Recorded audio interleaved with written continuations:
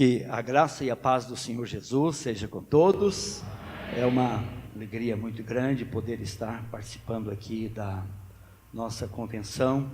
Também agradeço a confiança da diretoria em me convidar para trazer a palavra aqui nesta noite. E eu espero que Deus me dê graça para comunicar aquilo que Ele colocou no meu coração. Estamos tratando deste tema aqui, reforma e restauração. No dia 31 de outubro deste ano, então, completou os 500 anos da Reforma Protestante. No dia 31 de outubro de 1517, foi quando o monge agostiniano Martinho Lutero afixou as suas 95 teses lá na capela do Castelo de Wittenberg. Então, essa data ficou marcada como a data da reforma, e sem dúvida nenhuma nós sabemos o impacto que a reforma causou na Europa, mas praticamente em todo o mundo. Eu estou lendo um livro dos nossos pioneiros, de Alexandre Campbell, está sendo traduzido, a missão está traduzindo esse livro do inglês para o português, estamos pagando para essa tradução, e tem uma frase que me chamou muito no livro de Alexandre Campbell. Ele diz o seguinte, ele compara então esse movimento do qual nós fazemos parte, movimento chamado de restauração, como uma casa, uma construção. E numa casa tem que ter o alicerce, tem que ter um bom alicerce. Depois de lançar o alicerce, você vai fazer paredes, janelas, telhado e tantas outras coisas. E a ilustração que ele usa eu achei muito interessante. Ele diz: aquilo que os reformadores do século XVI fizeram é a base. Nós não mexemos na base. Por exemplo, os 5 solas, chamados 5 solas da reforma: só a Escritura, só a graça, só a fé, só Cristo Jesus, somente a Deus, toda a glória. Isso são verdades para nós absolutas, que nós não vamos negar estas verdades. Então, a nosso próprio movimento chamado de restauração de 200 anos atrás, entendeu que esses pontos lá da reforma do século XVI são sem dúvida nenhuma fundamentais para a fé, para a nossa fé, a fé cristã. Mas eu quero aqui, nesta minha palavra aqui, estar trazendo várias informações sobre a própria história da igreja. Há um livro de um historiador eclesiástico, Dr. Jesse Lehman. Ele tem um livro interessante sobre a história da igreja, a história cristã. E ele divide então a história cristã em 6 períodos gerais da história da igreja. O primeiro período é aquele período apostólico, que vai mais ou menos do ano 30, Jesus deve ter nascido um pouco antes do ano 1º, ano 3, 4, então provavelmente a igreja, o Pentecoste, acontece mais ou menos no ano 30, então esse período apostólico que vai do ano 30 até o final do primeiro século. Temos bastante informações no livro de Atos dos Apóstolos, até o ano mais ou menos 60, 65 da era cristã. Daí é um período bem obscuro na história da igreja, naqueles últimos 30, 35 anos do primeiro século. Porque quando nós entramos no segundo período, aquele período que é chamado da igreja perseguida, que vai então desde o início do segundo século até mais ou menos o ano de 300, não, mais ou menos o ano de 313, com Constantino ali. Daí nós já temos várias informações, porque teve vários apologistas, vários pais da igreja que escreveram documentos valiosos. Há um livro muito importante do primeiro historiador eclesiástico, Eusébio de Cesareia. Esse livro é um documento fabuloso e ele tem muitas informações sobre o período da igreja, nesse período de perseguição do início do segundo século até o início do quarto século, ano 313 mais ou menos.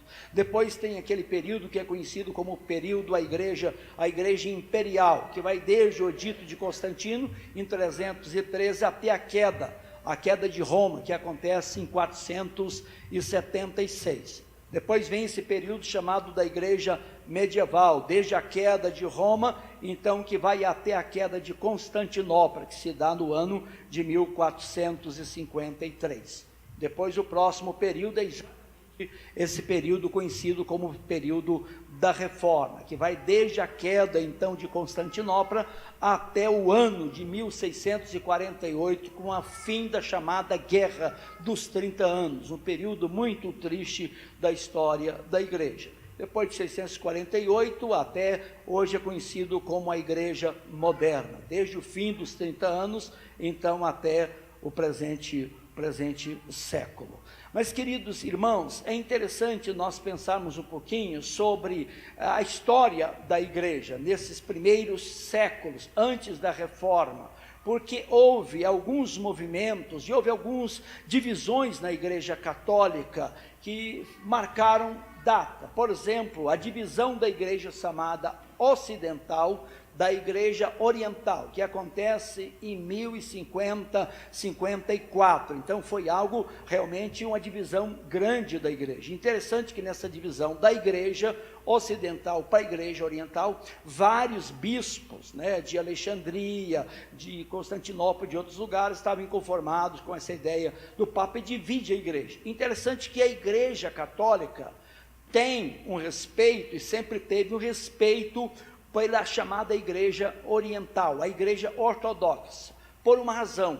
Na igreja católica, quem vai consagrar os padres são os bispos, só eles têm autoridade de impor as mãos sobre os padres, sacerdotes e consagrar. Quando dividiu aquela igreja, havia pelo menos 6, 7 bispos importantes no lado oriental. Então a igreja católica não podia negar a autoridade desses bispos de eleger sacerdotes, então aceitava como parte da igreja, uma igreja dividida, mas faz parte da igreja. Quando houve a reforma protestante, principalmente com Martim Lutero e outros reformadores, então a igreja católica daí não aceitou essa parte da igreja, porque isso é uma seita, porque eles não tinham essa autoridade, segundo eles, apostólica, de impor as mãos e consagrar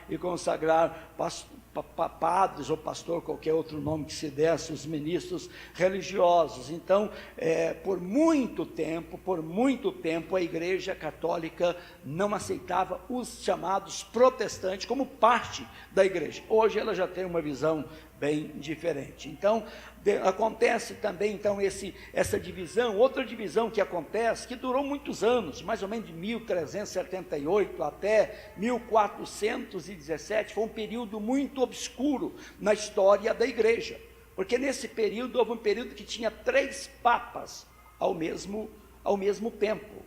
Então fizeram uma reunião, resolveram fazer um concílio para ver quem daqueles papas ia ser o papa. Mas naquela decisão, naquela reunião, com a interferência de um governador, um presidente do estado, fizeram o seguinte: cancelaram os 3 e elegeram um quarto papa. Isso é interessante, porque essa ideia, que o papa, essa sequência de papa que vem de Pedro, a gente sabe que a história é bem diferente. Então o outro cisma da igreja, sem dúvida nenhuma, é essa igreja chamada a igreja protestante. E várias doutrinas foram purificadas na história do cristianismo com o movimento protestante.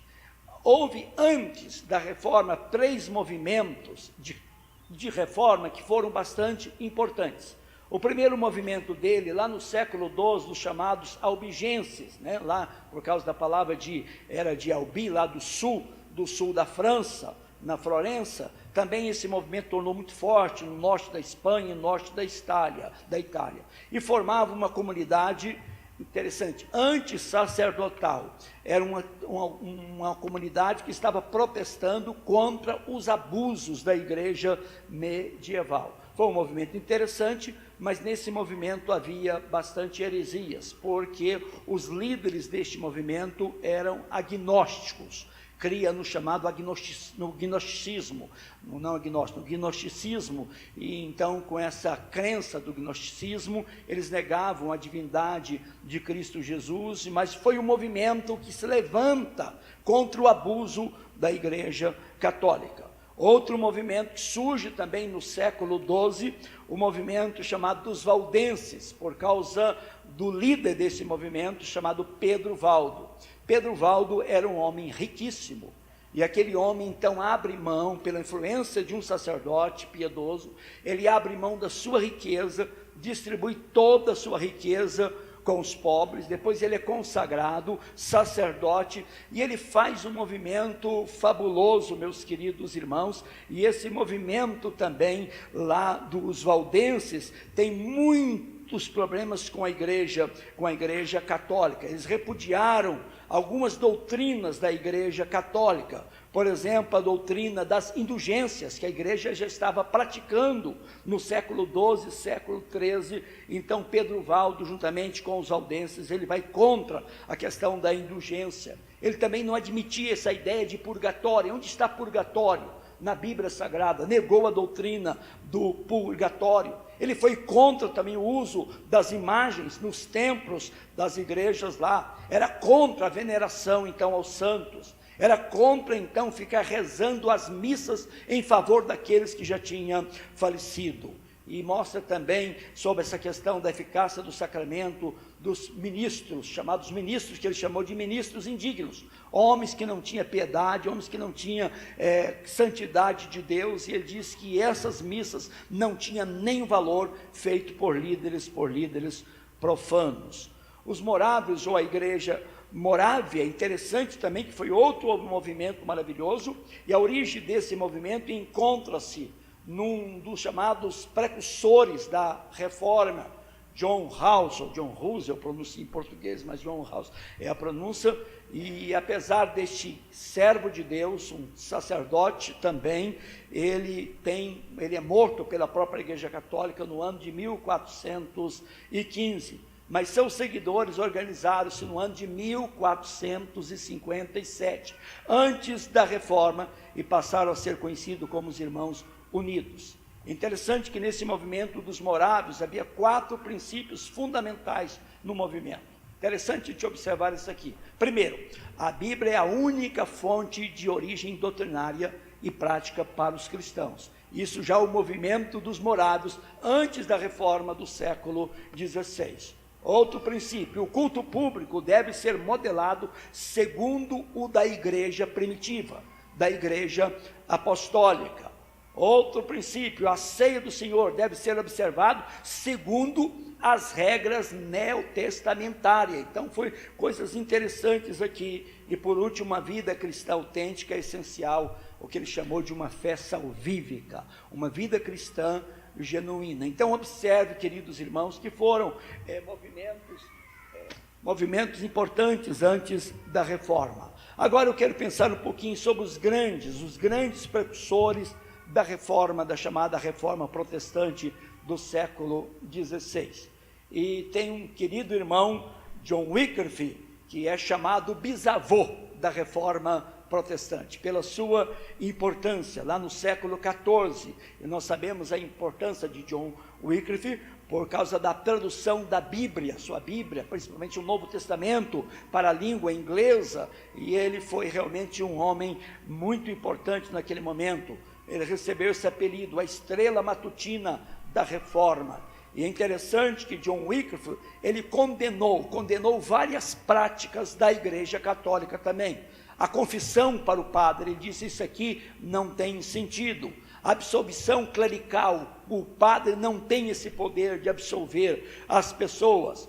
A confirmação, que é a crisma, isso aqui também não tem sentido. O que tem sentido na Bíblia é batismo. Observa que nosso movimento de restauração tem muita coisa que pega desse movimento. A veneração aos ídolos também, o que ele chamou o poder da chave. O Papa não tem esse poder sobre a igreja. A invocação dos santos, ele é contra também, e contra também, como John Hus, a doutrina do purgatório. Esse foi um dos precursores, chamado então do bisavô da reforma protestante do século XVI.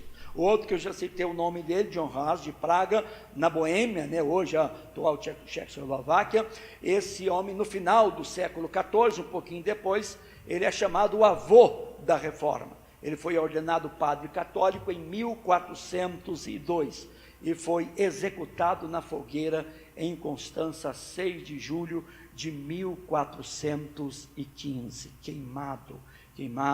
Este homem foi para um julgamento, tinha promessa que ele seria poupado, então, mas o poderio católico queima, então, John Hus. Outro homem importante é Jerônimo, conhecido mais como Savonarola, Jerônimo Savonarola, lá no 1452, a data dele, até praticamente final do século XV, 1498, ele é de Florença, na Itália, era um monge também, um monge dominicano, enquanto que Calvino era agostiniano, mas ele é um monge dominicano, e era um grande pregador na Itália. E ele começou a negar a infalibilidade do Papa, e ele foi excomungado pelo Papa, e depois ele foi capturado por uma grande multidão, que detestava ele, porque Savonarola era um pregador muito eloquente, e ele pregava sobre a necessidade da santidade, da pureza na vida. Ele era contra jogo, ele era contra muitos divertimentos mundanos, então ele causou uma certa antipatia do povo, e ele então é preso, e durante 6 dias, então Savonarola foi terrivelmente torturado, meus queridos irmãos, e depois então desses 6 dias, ele é enforcado, e depois lançado numa fogueira para ser queimado. Savonarola foi um grande pregador da graça de Deus. Ele deu grande ênfase à doutrina da expiação, da redenção, o valor precioso, como disse São Pedro, do sangue de Jesus. Não fomos comprados, não foi por prata, não por ouro, pelas coisas perecíveis deste mundo, mas como que um sangue de um cordeiro sem mácula, sem defeito, o sangue de Jesus. E este homem tinha uma mensagem muito poderosa, mas então ele tem a sua voz silenciada também.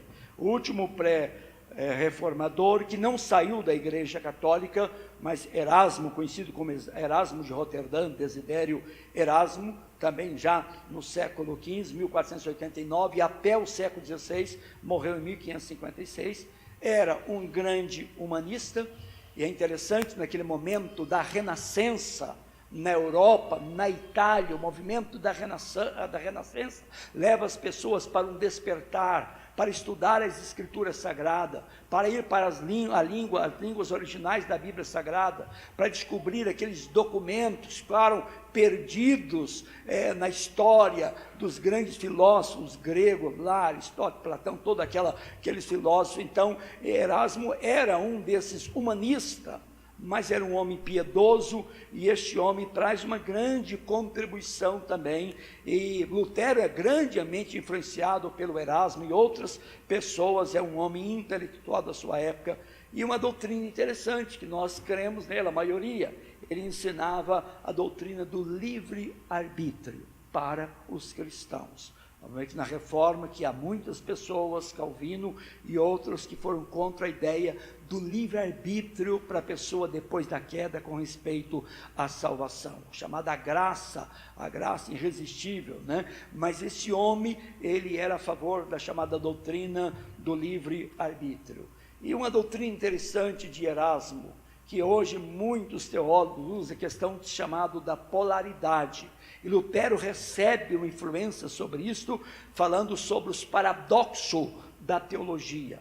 Há doutrinas na Bíblia Sagrada que são muito difíceis de nós harmonizarmos, como, por exemplo, a doutrina da soberania de Deus e a doutrina do livre-arbítrio, a doutrina da segurança da salvação e a doutrina da possibilidade da perda da salvação, porque qualquer cidadão que for honesto com a Escritura vai ver textos que parece que dão uma garantia absoluta sobre a segurança da salvação, mas que há outros textos na Bíblia Sagrada, parece que dá a ideia da necessidade da perseverança, tantos textos que exortam nesse sentido sobre a possibilidade da perda da salvação. Interessante esse chamado paradoxo da teologia usado por Martim Lutero, que Calvino não aceitou esse ponto aí, é muito interessante na teologia. E nos nossos próprios restauradores do nosso movimento,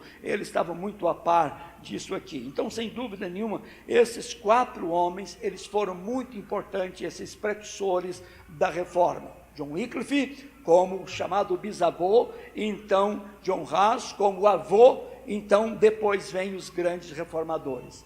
E Martim Lutero a gente pode chamar que é o pai da Reforma Protestante. Por causa da importância de Lutero naquele momento, sendo um monge agostiniano, por causa das suas 95 teses que é fixada lá no castelo de Wittenberg, e por causa da postura que ele tem depois contra a Igreja Católica. Então, Lutero é chamado o pai, então, da Reforma Protestante do século XVI.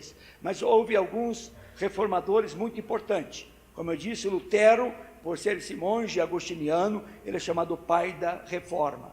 E Lutero, ele tem uma preocupação que nós podemos chamar muito mais teológica, doutrinária. Ele nem queria sair da Igreja Católica. Ele via que a Igreja Católica precisava passar por uma reforma, por uma transformação. Mas ele sai da igreja uma vez que é excomungado, que ele não retrocede nas suas 95 teses. Se alguém pode me convencer que eu estou errado segundo as Escrituras, mas era impossível. Mas então, depois ele sai da Igreja Católica, mas a questão dele é muito mais teológica. Ele não bate com várias crenças da Igreja Católica. Mas outro reformador no século XVI, que é contemporâneo de Martim Lutero, que nasceu em 1484, viveu até 1531, que é o nosso querido irmão Zwinglio. Zwinglio foi um reformador muito importante, é de Zurique, na Suíça, e esse homem é chamado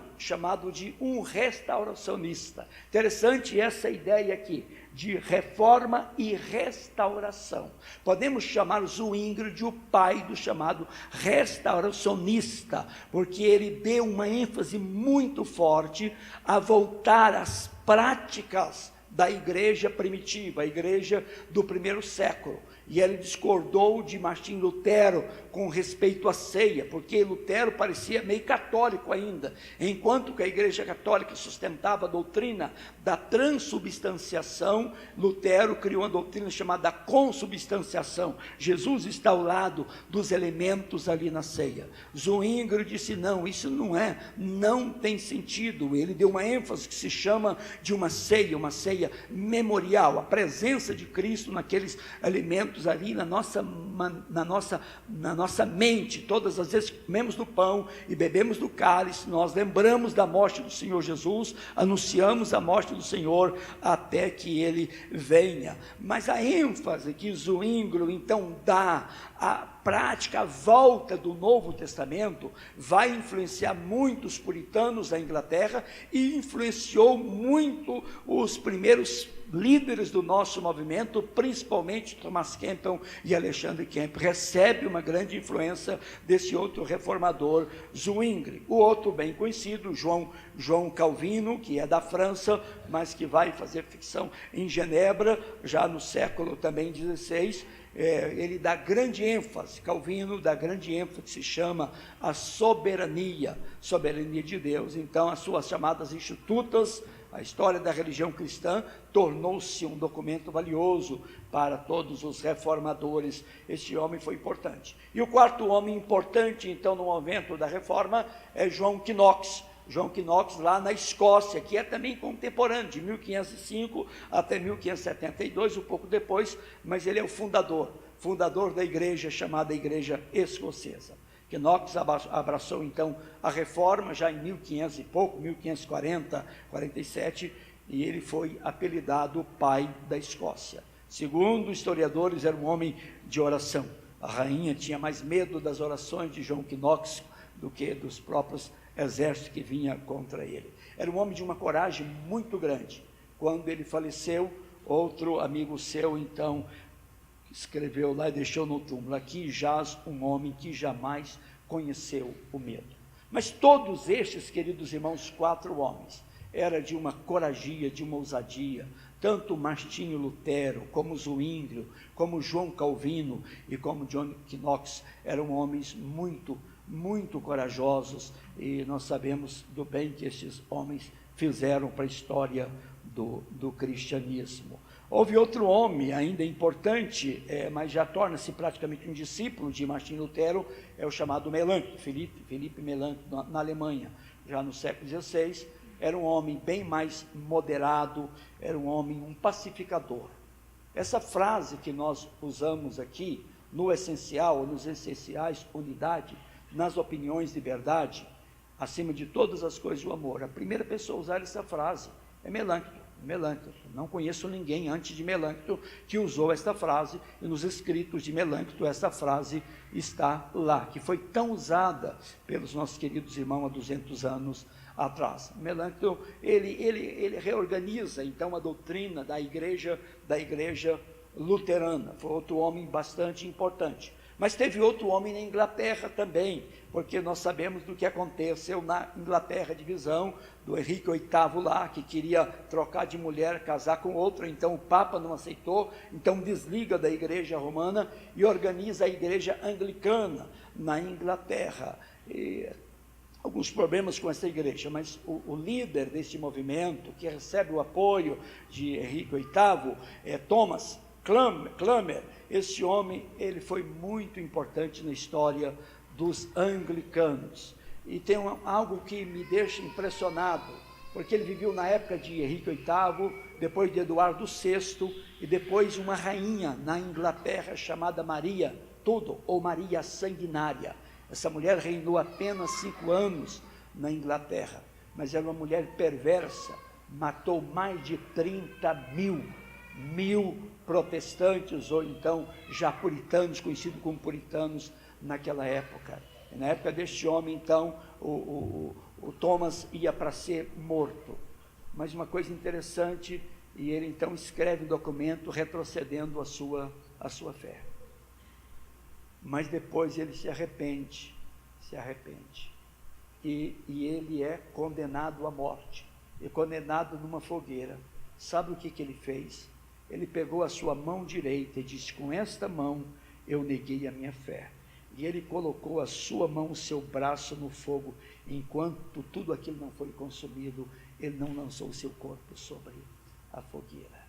É impressionante essa história, meus queridos irmãos, porque teve um momento que ele vacilou, mas se arrependeu, como o apóstolo São Pedro, e conforme a tradição, Pedro diz: eu quero ser crucificado de cabeça para baixo, porque não sou digno de morrer como morreu o meu Senhor. Então esse homem de Deus, ele deixa todo o seu braço, mas não é só ser um pouquinho, ser queimado, aquilo estava sendo torrado no fogo, e depois ele é totalmente queimado. Uma importância muito grande no meio dos anglicanos, desse querido homem. O 7º homem importante no movimento ali da Reforma é outro que foi uma bênção na tradução da Bíblia Sagrada, William Tyndale, este querido irmão que viveu também no final do século XV, 1495, e viveu pouco, até 1536, grande reformador inglês. Ele é influenciado, muito mais influenciado por Martinho Lutero. Traduz então a Bíblia para o inglês, e ele foi estrangulado, e o seu corpo foi queimado na fogueira. E as últimas palavras deste querido irmão, meus queridos irmãos, são importantes. Ele ora, ele morre como Estevão, ele morre dizendo: Senhor, abre os olhos do rei da Inglaterra. Abre os olhos do rei da Inglaterra. Nós sabemos que teve a rainha Elizabeth I, aquela mulher já defendeu muito mais chamados puritanos, protestantes. Então a nossa história tem tanta coisa, a história do cristianismo, queridos irmãos, coisas lindas. É interessante pensarmos nos princípios da religião então reformada. Primeiro, é uma religião bíblia, é uma religião da Bíblia. As escrituras devem ser, ela é a base da verdadeira religião. Isso vai estar nos 5 solas, que nós vamos falar sobre isso. Outra, era uma religião racional, certo? Movimento do renascentismo na Europa. Então a religião, ela deve ser uma religião racional, uma religião também inteligente. Como disse Romanos capítulo 12, rogo-vos, irmãos, pelas misericórdias de Deus, que apresenteis vossos corpos por sacrifício vivo, santo e agradável a Deus, que é o vosso culto racional. Um culto racional, uma religião, nada daquele misticismo da Igreja Católica, nada de venda de indulgências, né?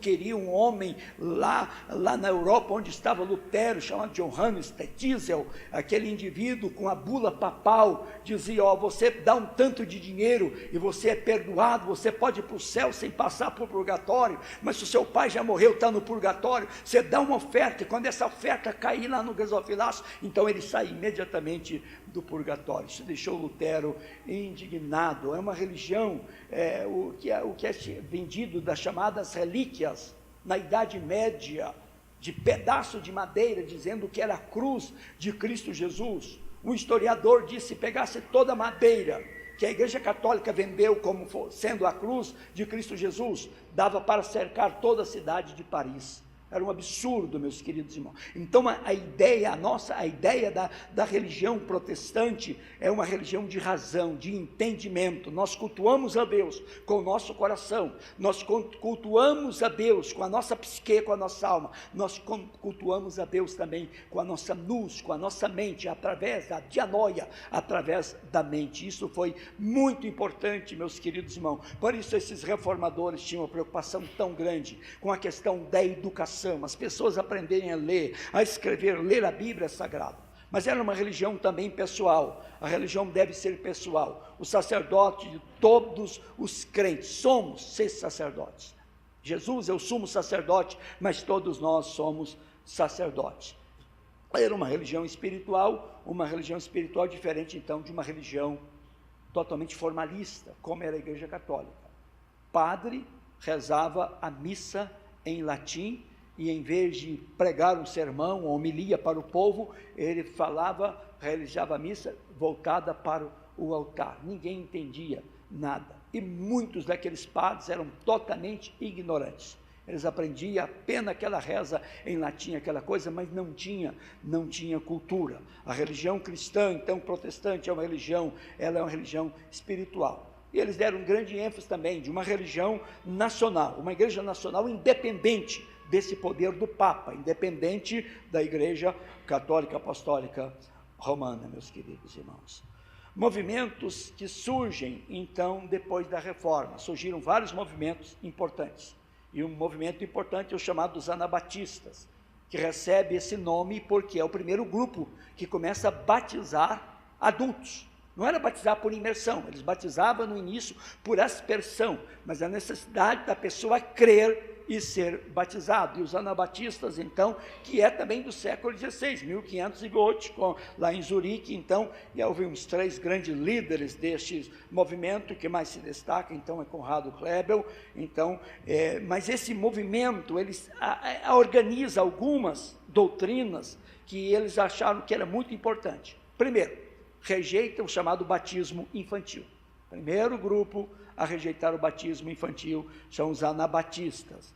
A necessidade da comunidade de bens da propriedade, viver aquilo que Atos ensina, ter tudo em comum. Eles davam grande ênfase para isso, queridos irmãos. Tinha um grande problema teológico, que eram docetistas. Docetista vem dessa palavra dokino grega, que significa aparecer.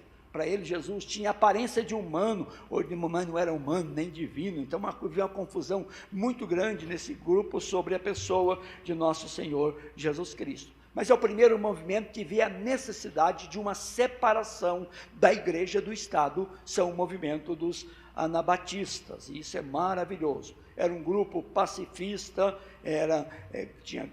dava muita ênfase ao chamado Sermão da Montanha, a lei do amor, o grande mandamento de amar uns aos outros. Dava ênfase nos dons proféticos e tinha já uma forte ênfase no trabalho missionário. Então é um movimento maravilhoso.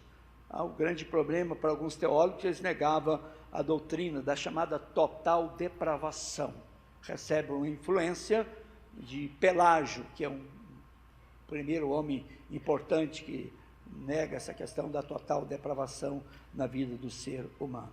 Mas os puritanos na Inglaterra, então, é um movimento também muito importante no século XVI, e há 4 fatos cruciais aqui na Inglaterra que nos ajudam a compreender o surgimento, então, do puritanismo. movimento puritano. Primeiro impacto do humanismo cristão de Erasmo, certo, de Roterdã, tem um grande impacto lá nos puritanos.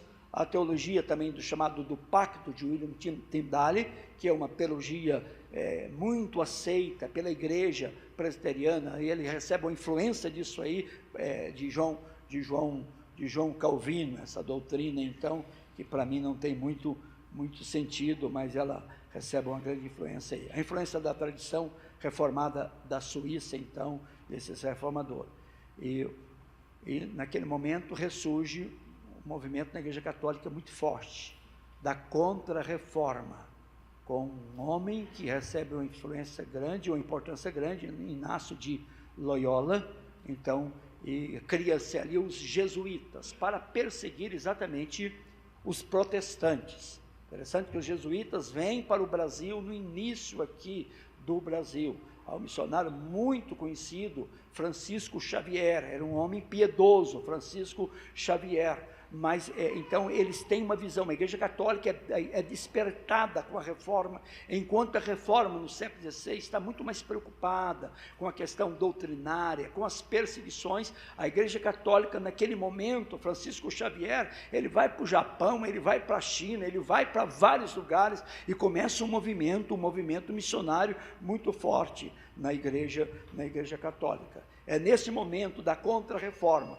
A Bíblia católica tinha os mesmos 39 livros do Velho Testamento nosso, embora a tradução da Vulgata feita por Jerônimo no V século, ele traduziu os chamados livros apócrifos, mas os livros canônicos da Igreja Católica eram 39, livro como a nossa Bíblia, e como os judeus acreditavam. Mas o movimento da Contra-Reforma, então, faz uma segunda canonização daqueles livros que não inspirados, para dizer que a Bíblia dos protestantes era uma Bíblia incompleta.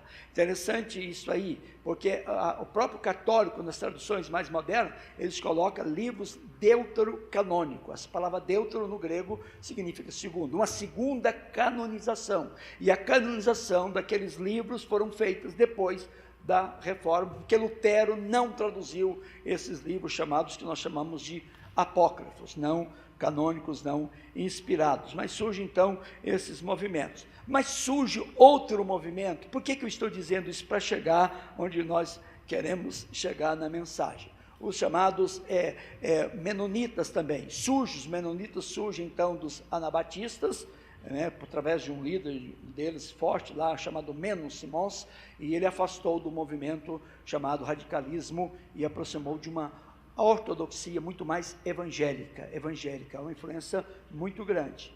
E depois o movimento surge também, o movimento chamado movimento pietismo. Esse pietismo vem da palavra pius, aquele que cumpre os seus deveres. No fim do século já 17, então, na Alemanha, mais na igreja anglicana, o grande líder deste movimento foi Philipp Jacob Spener, e a causa do pietismo foi o luteranismo rígido em suas doutrinas, mas uma igreja sacramentalista, e o culto era, segundo os pietistas, um culto sem vida. O movimento pietista foi muito importante na história, uma ênfase à espiritualidade. Os luteranos diziam, importante é você ter a crença ser certa na sua cabeça. O pietista diz, além de você ter a coisa certa na cabeça, você precisa ter a coisa certa no coração. Tem que descer no coração do homem. Então, o movimento pietista, e ele vai influenciar também, sem dúvida nenhuma, o nosso próprio movimento. Foi um movimento, sem dúvida nenhuma, muito importante. Por quê? Porque do movimento pietista e da influência dos morávios é que um grande líder na Inglaterra, no século XVIII, muito conhecido de todos nós, chamado John Wesley, ele recebe a forte influência do pietismo, uma religião do coração, da razão, mas também do coração, do sentimento. Ele recebe a influência primeiro desses pietistas e depois recebe uma grande influência dos chamados morávios, quando está no momento delicado num navio lá, e prestes aquele navio a naufragar, e ele vê aqueles cristãos louvando a Deus, adorando a Deus, e ele chega à conclusão que ele precisava de uma experiência muito mais profunda com o Senhor. Esses momentos são importantes, porque do movimento wesleyano, interessante que o Wesley, ele era da igreja anglicana, e ele nunca desligou da igreja anglicana. Morreu dizendo que era um anglicano, mas com essa visão de renovação, muito interessante. Mas ele foi um grande, um ardoroso evangelista, conduziu talvez umas 300 mil pessoas a Cristo na Inglaterra, outras 300 mil nos Estados Unidos, e daí nasce a chamada igreja, a igreja metodista. O nome metodista vem praticamente com alguma coisa pejorativa, mas John Wesley gostou disso, porque era um homem extremamente disciplinado. E desse movimento de John Wesley, um movimento então wesleyano ou metodista, vai aparecer outro movimento nos Estados Unidos, na Inglaterra, que é o chamado movimento da santidade. Esse movimento chamado da santidade dava grande ênfase à busca pelo que ele chamava de uma segunda bênção. Além da experiência da regeneração, da salvação, uma segunda bênção, uma bênção de uma experiência de santidade, de pureza, uma experiência com o Espírito Santo, que até aquele momento não era os dons de manifestações, mas esse movimento de santidade também tem o seu lugar de importância, sem dúvida nenhuma. E daí, meus queridos irmãos, vai surgir esse movimento chamado Discípulos de Cristo ou a Igreja Cristã. E o que leva? Interessante que aí até esses movimentos, de modo geral nasciam esses movimentos, e acabava a pessoa dizendo de Lutero, os luteranos, de Calvino surge os presbiterianos, dos anabatistas, posteriormente vai surgir a própria igreja, a igreja batista. De John Wesley vai surgir então os chamados metodistas, ou chamados wesleyanos, daí movimento de santidade. Mas isso, meus queridos irmãos, esses grupos estavam muito divididos. E é uma coisa triste na história do protestantismo, que não é muito contado, mas Martim Lutero permitiu, com a morte de dezenas de cristãos. Calvino permitiu, com a morte de muitos cristãos. Não é só um anabatista que ele mandou matar, não, mas foram muitos mesmos, meus queridos irmãos. João Knox, esse homem valente também. Mas então, e havia naquele momento tanta briga entre as igrejas, as denominações, e é nesse contexto então que vai nascer o nosso movimento, o movimento dos chamados discípulos de Cristo, a igreja cristã, igreja de Cristo. Depois, mais dois movimentos surgem ainda. No final do século, início do século XX, nasce também um movimento chamado movimento pentecostal, que vem do movimento de santidade, dessa busca de uma experiência, e ali no movimento pentecostal, na Rua Azusa, em Virgínia, então uma ênfase aos dons espirituais, manifestação dos dons espirituais, a atualidade dos dons espirituais, que era negado por todas as igrejas históricas, que cessaram os dons. Uma vez que o cânon do Novo Testamento foi completo, não há necessidade, principalmente desses chamados dons de manifestação. E o movimento carismático, embora nós sabemos que um dos nossos pioneiros lá, o Barton Stone, teve um movimento muito grande carismático na história, mas aí nasce esse movimento. E o último movimento que surge na história da igreja é o chamado neopentecostalismo, que nasce antes do movimento chamado carismático, na década de 60, 70, interessante que é um movimento nas igrejas históricas e na igreja católica. E o interessante disso é que o movimento carismático nasce na igreja católica com um pastor protestante ou evangélico.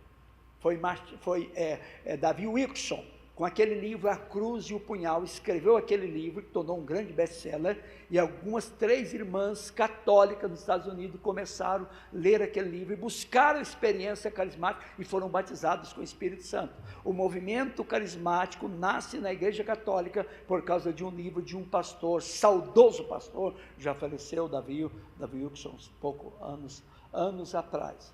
E no Brasil e em várias outras igrejas, em outras áreas também, nas igrejas históricas, surge o movimento carismático. E na nossa década de 70 para cá, o chamado neopentecostalismo.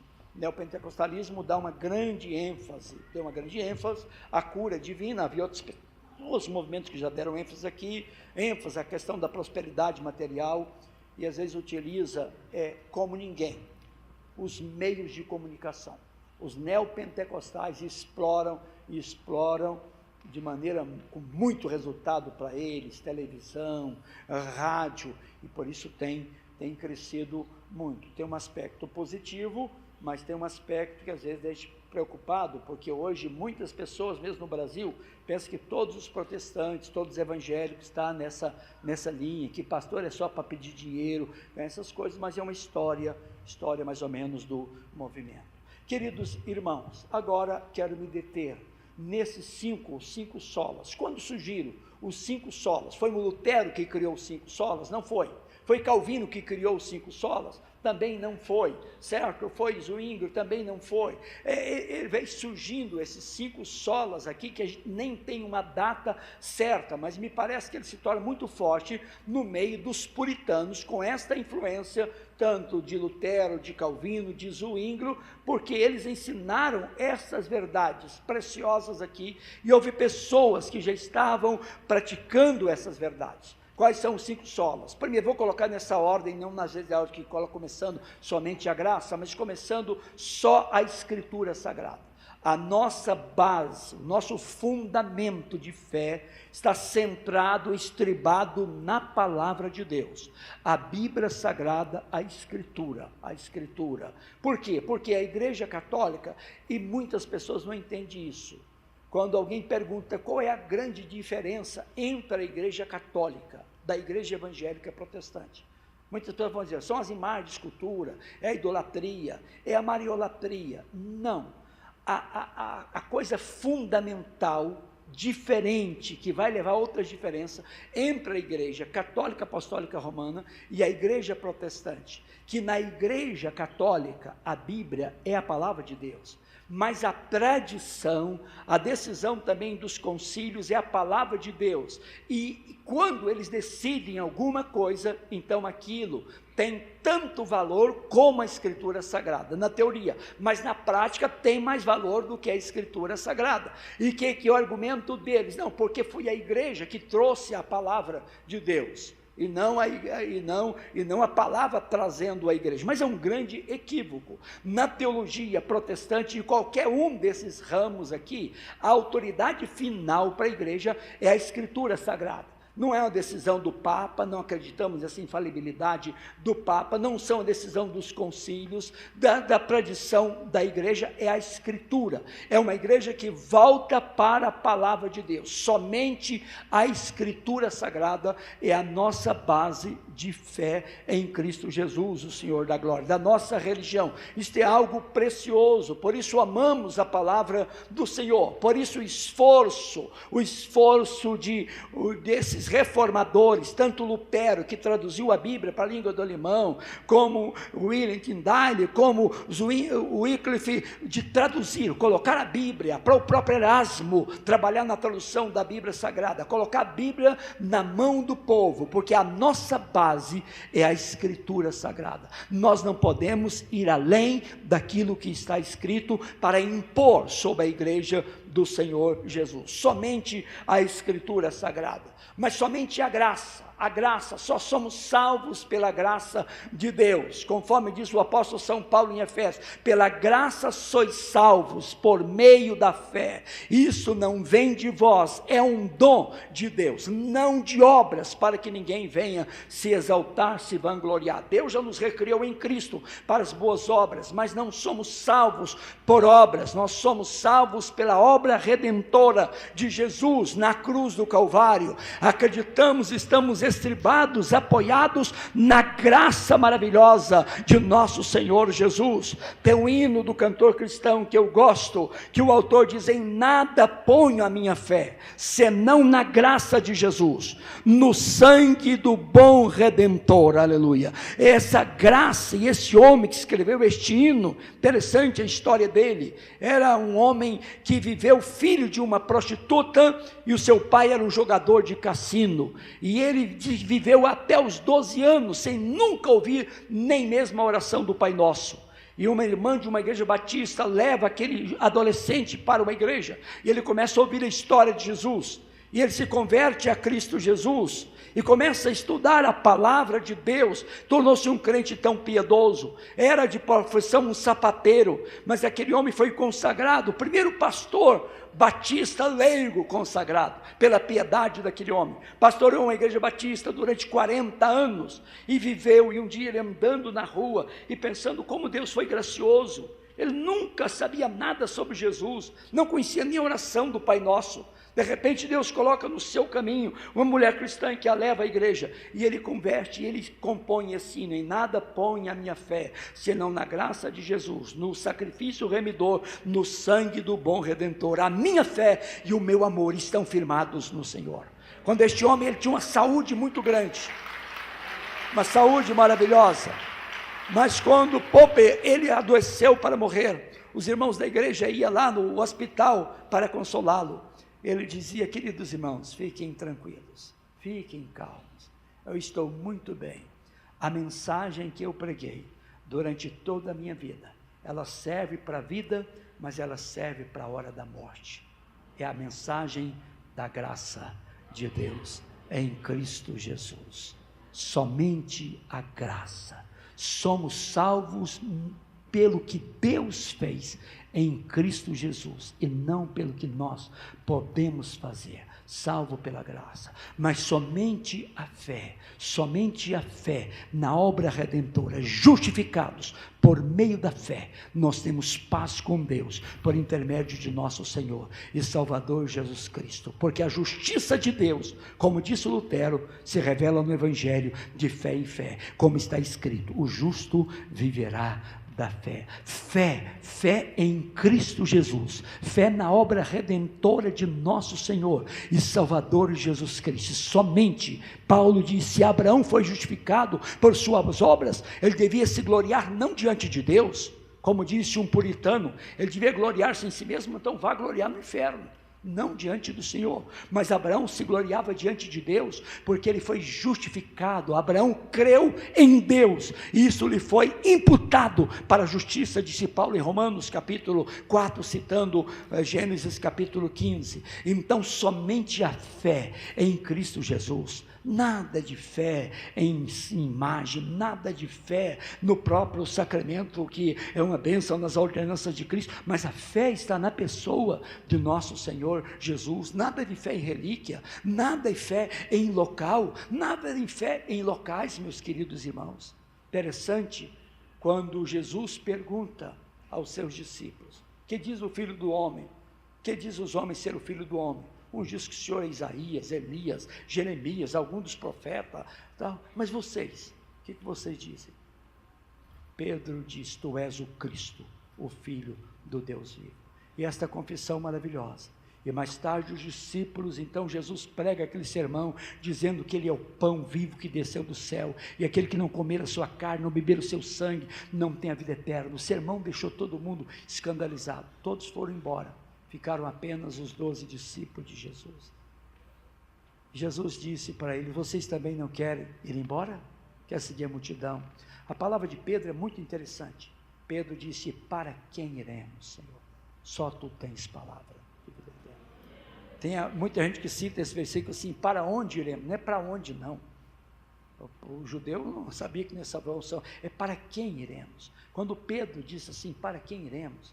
Ele está dizendo: não tem salvação em Moisés, não tem salvação em Elias, não tem salvação em João Batista, e não tem salvação em mim mesmo, porque senão, para quem iremos? Só o Senhor. Não temos salvação em nós mesmos, não tem salvação em profeta, não tem salvação em ninguém, somente em Cristo Jesus. Então a fé, somente em Cristo Jesus, o Senhor da glória, somente a fé, meus queridos irmãos, e somente Cristo, como único mediador entre Deus e os homens, aquele que diz: eu sou o caminho, a verdade e a vida. E é interessante, algumas pessoas dizem: ninguém vai ao Pai senão por mim. Jesus não falou isso, ele diz: eu sou o caminho e a verdade, ninguém vem ao Pai senão por mim.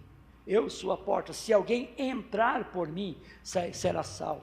entrará e sairá e se afastará, porque o Pai está no Filho, e o Filho está no Pai. Ninguém vem ao Pai sem Cristo Jesus, porque o Pai está em Cristo, e Cristo está no Pai. Deus estava em Cristo, reconciliando consigo o mundo, não imputando aos homens seus pecados, e nos confiou a palavra da reconciliação. E Paulo vai dizer, aquele que não conheceu o pecado, ele fez pecado por nós, para que nele, em Cristo, fôssemos feitos justiça de Deus, aleluia. É em Cristo Jesus, somente Cristo Jesus. Só vamos a Deus, e Lutero, como poucas pessoas, ele via Jesus na Escritura. A Bíblia é um livro maravilhoso, mas é um livro que fala de Cristo. Se o Espírito de Deus, se o Verbo de Deus que se fez carne, não vivificar esta palavra, não há milagre. Mas Cristo Jesus vivifica a sua palavra no nosso coração,